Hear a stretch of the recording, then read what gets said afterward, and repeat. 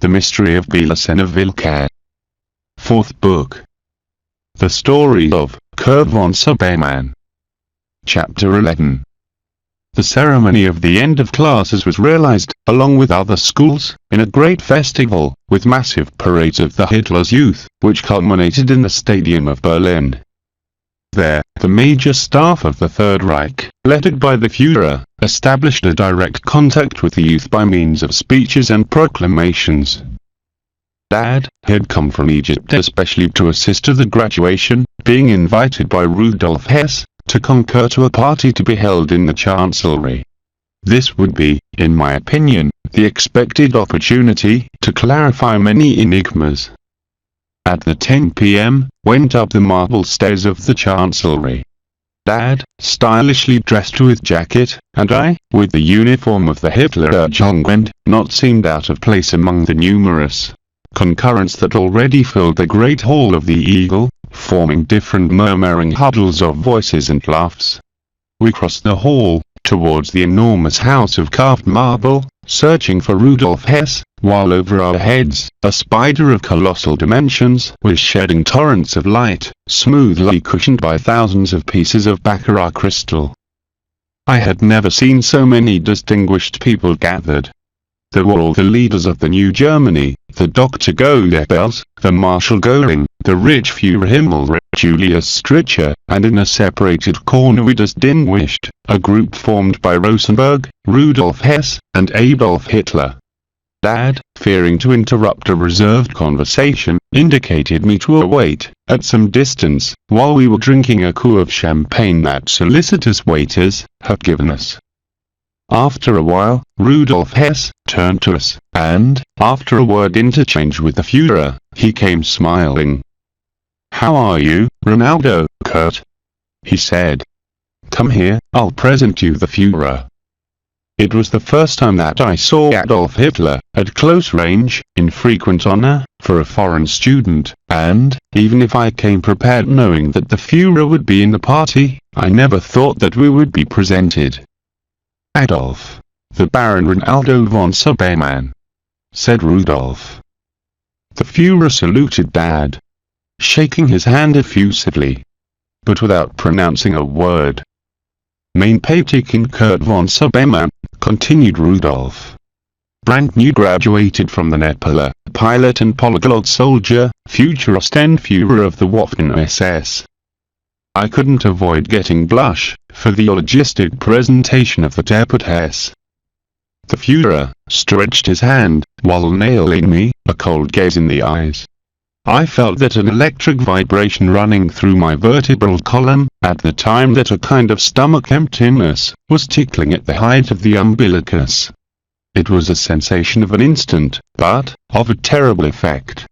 Such gaze, and the contact with the hand of the Führer, had worked as acid agent in a milk pail, decomposing and dissolving my anemical state.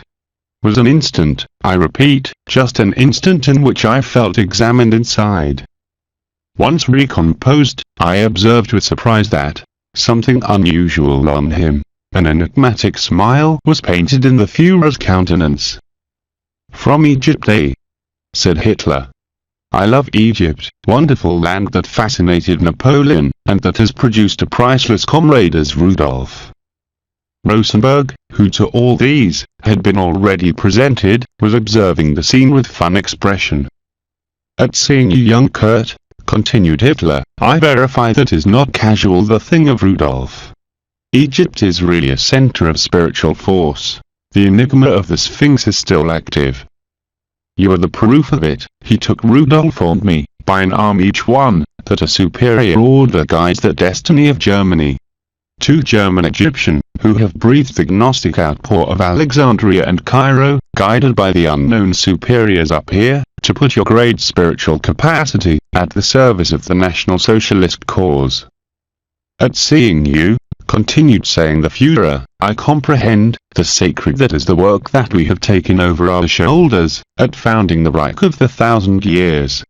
Our cause is not only the best ideal for which could live or die a German, it is also that freedom of mankind, of the struggle to save world from the dark forces, of the final combat against the elemental Waffen. Author note: demonic elementals, beings whose attacked the heroes, it is reported in the saga of the Edda. Rosenberg and Dad were assenting with their heads to every affirmation of the Führer, who continued employing mystic concepts without allowing anyone to interrupt his monologue. I distracted myself thinking in the strange power that I felt when I saluted the Führer. A powerful force emanated from Hitler. I didn't know whether it was voluntarily or spontaneously, and I wondered if he obtained that charm by means of some secret technique, of some occult knowledge that a few privileged can exceed. So, tell me, young Kurt, who will definitively the enemies of Germany? Against whom are we fighting with? Asked Hitler, looking at me. I reacted before the unexpected question, with the desperation to have been disregarded as part of the conversation. 3 pairs of eyes of Rosenberg, Hess and Dad were placed on me, waiting for an answer. However, what I have reached to hear was enough for me, because the answer appeared by itself in the deep of the unconscious. The enemy is one, I affirmed definitely, is Eve Satan. I replied intuitively, and in such firm manner that there were no possible rectifications. I looked at my dad, who went instantly livid, and I saw the surprise painted in all the faces.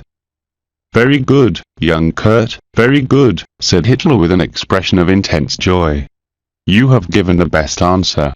You could have identified, as our most terrible enemies to the Judeo-Masonry, the Judeo-Marxism, the Zionism, etc.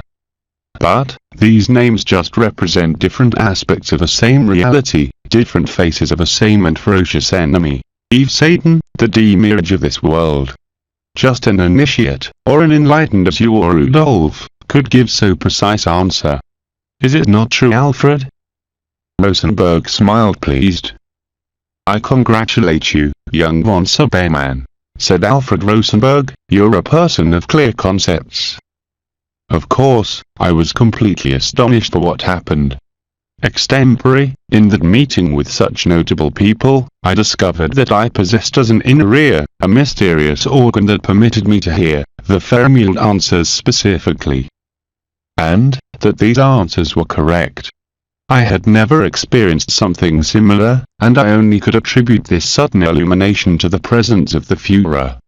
He, with his weird magnetism, had awakened my inner ear. Adolf Hitler took the floor again.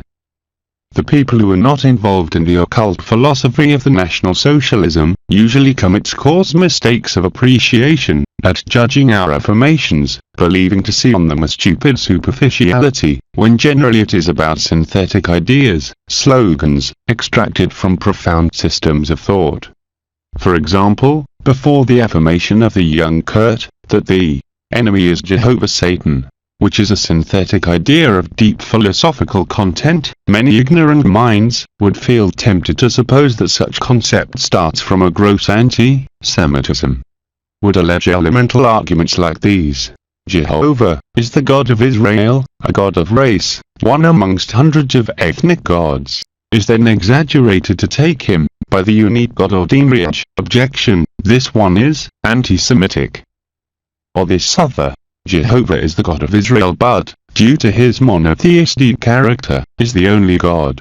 Hence, why is he identified with the demiurge? Is for a heretic belief of Gnostic type. Queries of those who believe themselves Christians implies the worshipping to Jehovah, and which rejection means an anti-Christian heresy. Another banal argument is the next.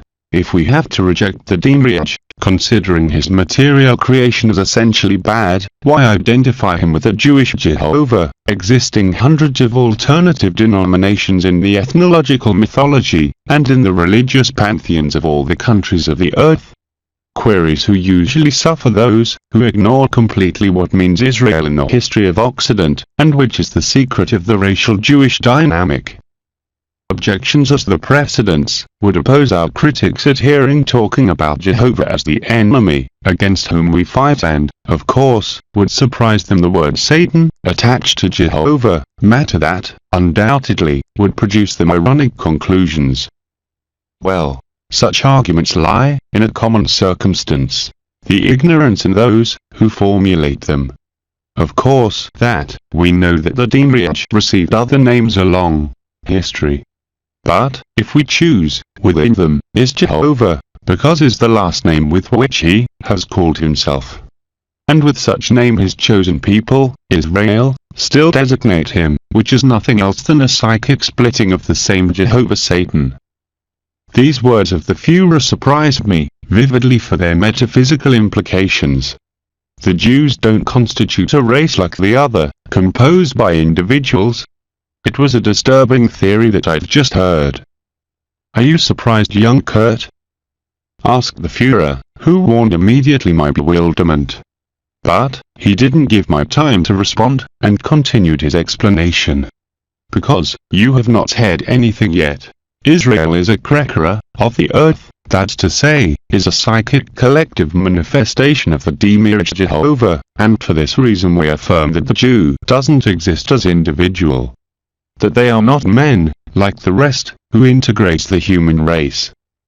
But the manifestation of Jehovah, in a chosen race, is a more or less recent occurrence, of a few thousands of years, and the alternation of the matter, or creation dates thousands of years ago.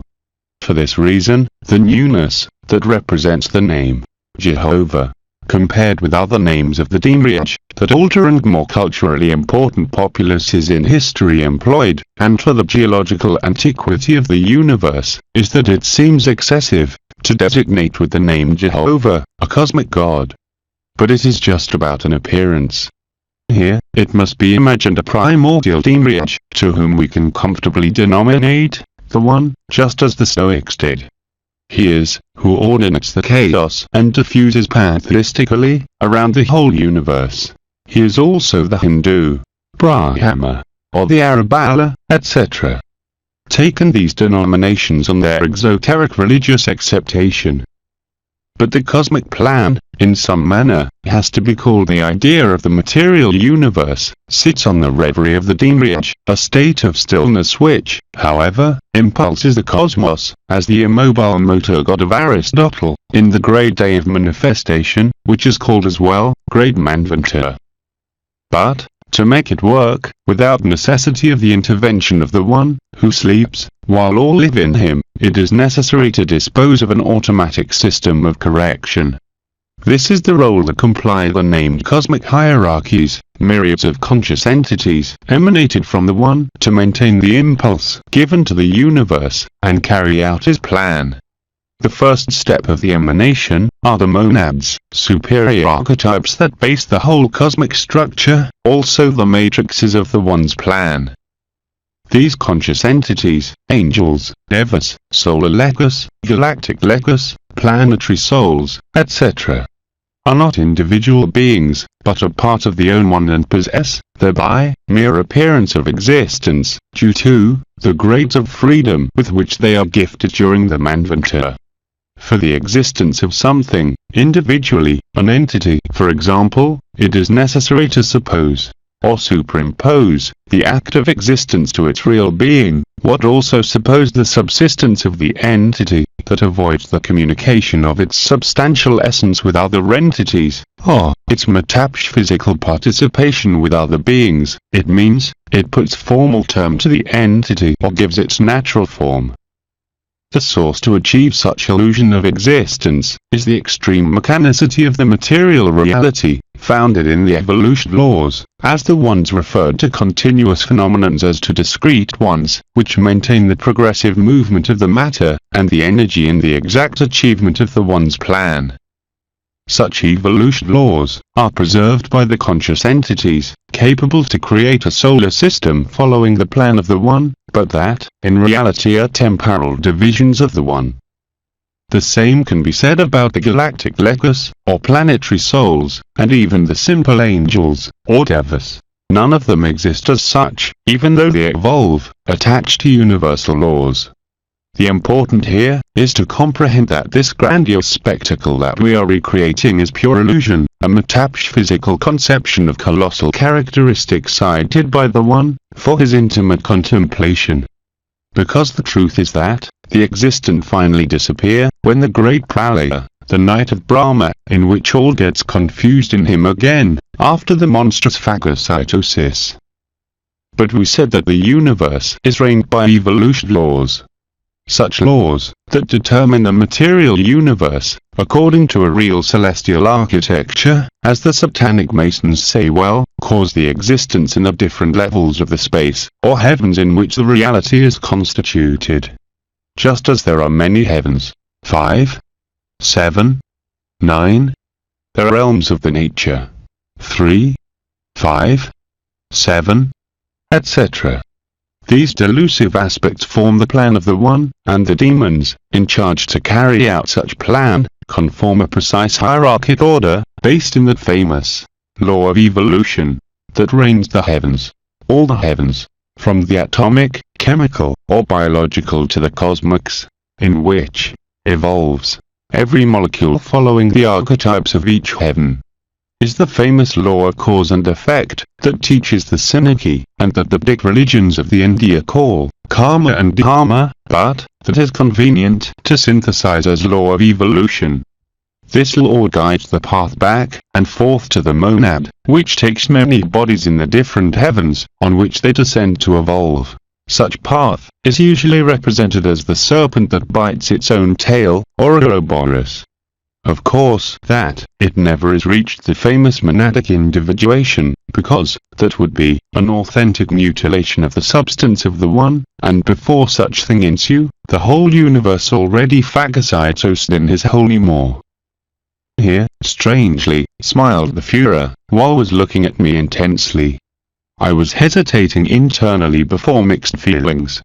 On one hand, the theory that I was hearing horrorized me, already known for having heard it before in an epilogue, but gifted now with an awe-inspiring sense of reality, at being exposed vehemently with the irresistible eloquence of the Führer. And on the other hand, I felt flattered by the honor to receive from the lips of the Führer of Germany, a personal explanation, terribly extensive, and curiously out of place in a mundane party of the Chancellery. Anyhow, my exterior attitude was of respectful attention to each one of his words, because I not wanted to be distracted again. I guess that you already know this theosophical theory, that the Synecdoche teaches, on its Masonic or Rosicrucian sects, and that you must feel frightened in front of a deterministic conception in which there is no foreseen place for the individual eternal existence, that is to say, beyond the Pralayas and Manvantaras.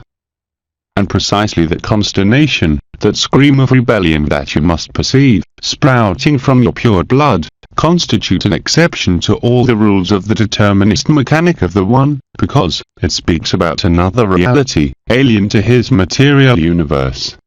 How could this be that if we have said that all what exists in the cosmos has been thought and made by him, according to his plan, and through his cosmic and planetary hierarchies? Well, young Kurt, I'll tell you briefly. Because a part of the humanity that we integrate possesses an element that doesn't belong to the material order, and that can't be determined by a law of evolution of the demiurge. This element, which is called spirit of real, is present in some men as eternal possibility. We know of it by the remembrance of blood, but, meanwhile we are not capable to free ourselves from the chains that bind us to the illusory reality of the demiurge, and retake the path of return to the origin. We won't exist really as eternal individuals.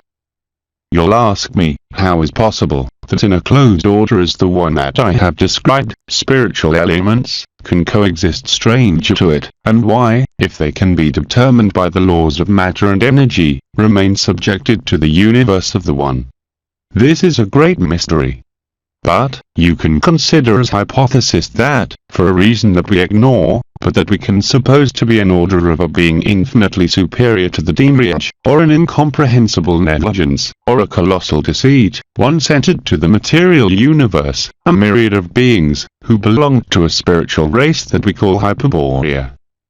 Let's suppose that such beings would have penetrated to the solar system through an open door, in another planet, Venus, for example, and that here, due to a ruse, a part of the Hyperborean leaders would have been chained to the law of evolution.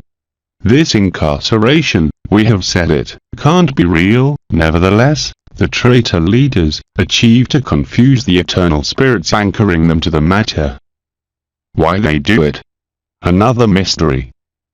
But the truth, the effective is that, since the arrival of such leaders to the solar system, a collective mutation will be effectuated in the entire galaxy that modifies the plan of the One. This modification is edified in the tradition of the leaders, and the fall of the immortal beings.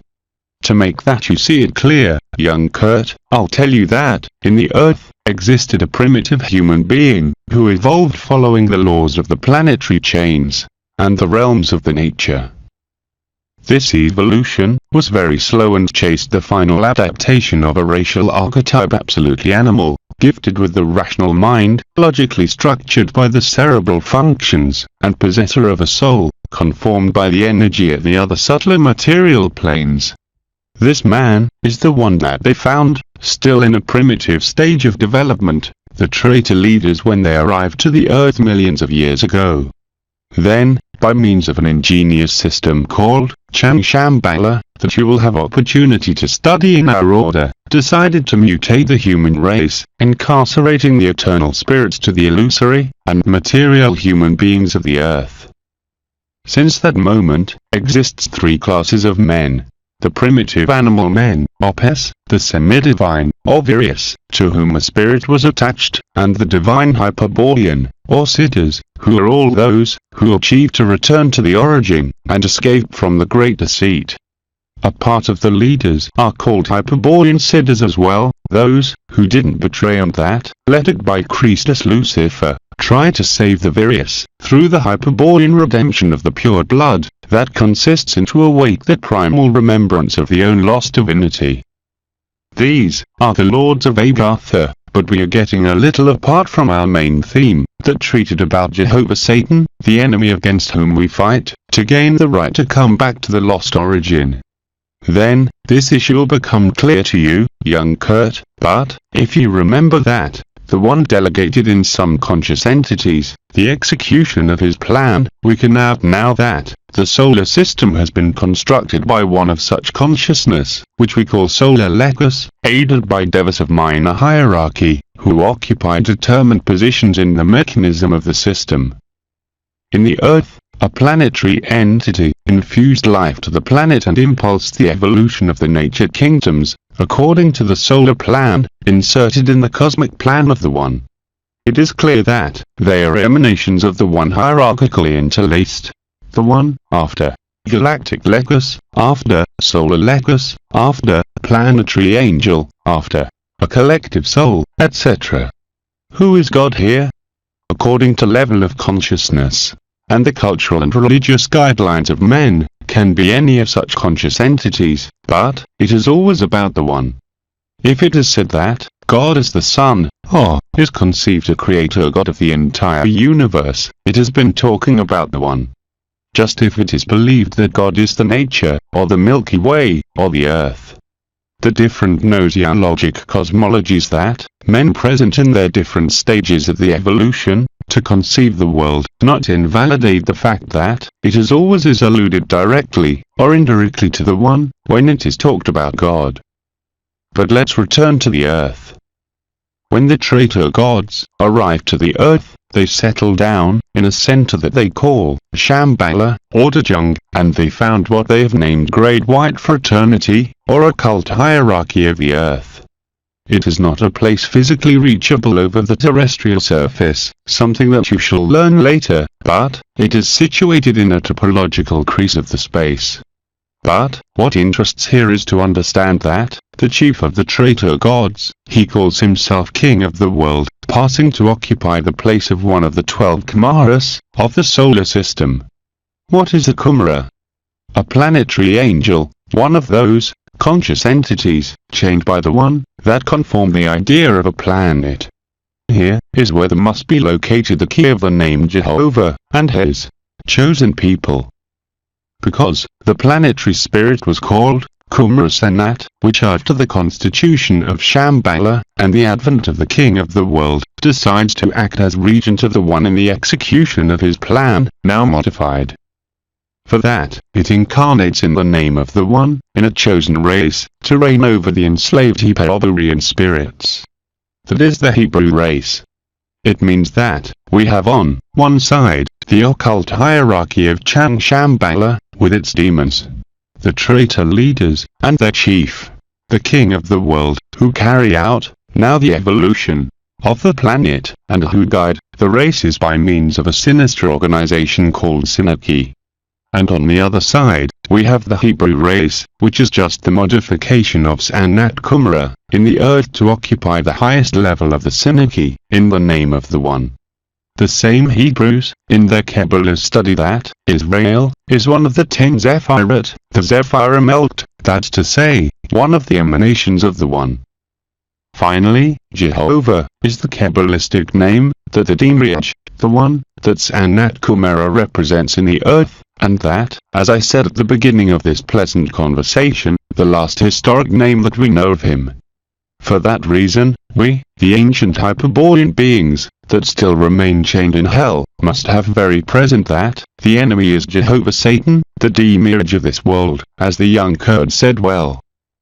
The Führer continued enthusiastic in his large monologue, and, even though a long hour had passed, and the curious gazes of many people, who wanted to sit on the table were raining upon us, nobody in Germany would have been capable to interrupt him, for such prosaic motive as to take a meal. I, by my part, just wanted to continue hearing his incredible revelations, and for that reason, when he asked me if I had comprehended, I did not hesitate to present him my doubts. "There's something that worries me," I said immediately. "All what you have said, my Führer, about the Demiurge the One, I understand perfectly, and I accept it, but I can't stop wondering, who is God then, the real God?" "Oh, that is a question that you mustn't ask yourself, young Kurt," affirmed the Führer. "Not while your mind be subjected to the rational logic, because you'll only achieve to arrive to indestructible paradoxes. But it is evident that the doubt has already germinated on you, and that you will continue meditating on it. I will give you then a provisory answer. God is unknowable, for all who has not conquered the real, their spirit, have always present this truth, young Kurt. From the miserable condition, as slave of Jehovah Satan, it is not possible to know God, due to, he is absolutely transcendental. It is necessary to tour a long journey of blood purification to know something about God, about the real God, as you say well.